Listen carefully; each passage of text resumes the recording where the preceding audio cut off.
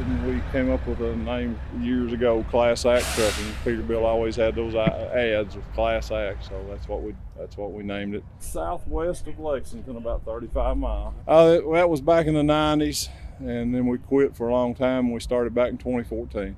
Well, actually, in the 90s, I had another 359. We pulled a reefer with it for about 6 months, and then went back to hauling coal. Okay. And hauled up north, and what we call up north from there, hauling long distance coal. It's an 87 359. Glenn Hensley, it was originally a glider. He bought it as a glider and built it himself and ran it for several years, and the motor went down in it, and he parked it in the garage, and it stayed there for about 20 years. Wow. And we dug it out last January. It looked pretty much like this? Well, no. Okay. No, it was actually 250 wheelbase originally, and okay. We what we call big holed it. It's got the big Peterbilt ring in it, for room, so you can move the seats back and put more room in them. It didn't have a back window in it. It was 250. Now it's 292. Okay. We put late model suspension on the back end of it, and we just did a lot of work on the interior. And it's a 3406C. Wow. We stuck with the manual motors. Like I said, he built it with a Cummins, and it went down, and that's why it sat in the shop all that time. He just had too much else to do, and he never did fix it. Okay. He said he was going to. Even when I bought it, he still had intentions of it, but he was 79 at the time, and I guess he decided it was time to let it go.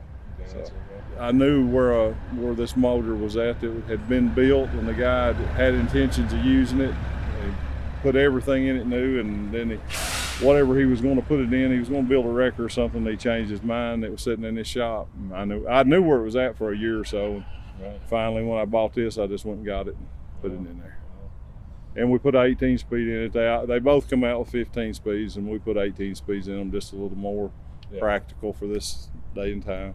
And this one, you are planning to haul with this, right? Yeah, that's my intention, yes. Yeah. We hauled heavy loads of coils, covered wagons. We hauled 120,000 pound loads of coils is what we've done. I had a trailer, and I sold it, and I've looked for another one, and I haven't found one yet, but I just got this truck done.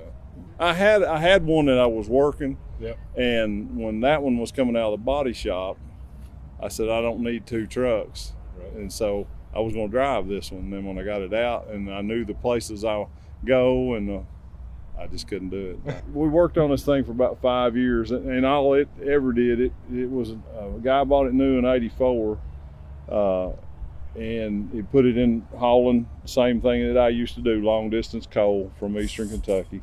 And he had it about a year, and he sold it to another guy who kept it for about 30 years, and he got older and decided he had to let it go.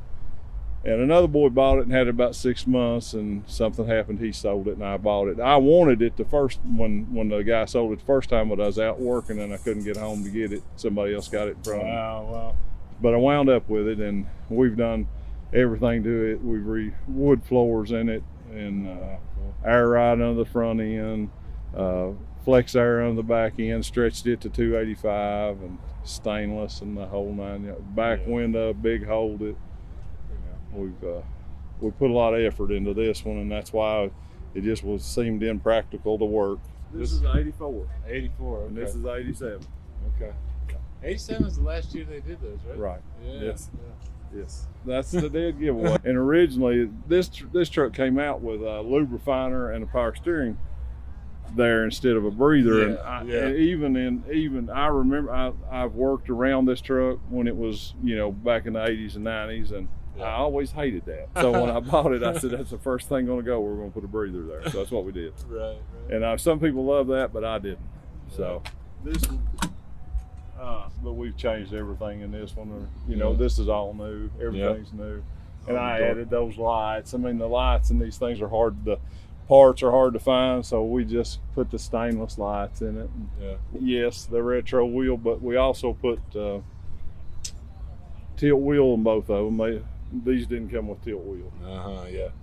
So, and that's a Ronnie King thing. He does that really efficiently. A long time. He did all the big hole, the stretch, or like a late model 379. Yeah.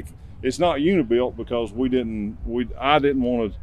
I don't know. I just didn't want to put the air ride on the cabin sleeper, but we did need the room. I need the room for my legs.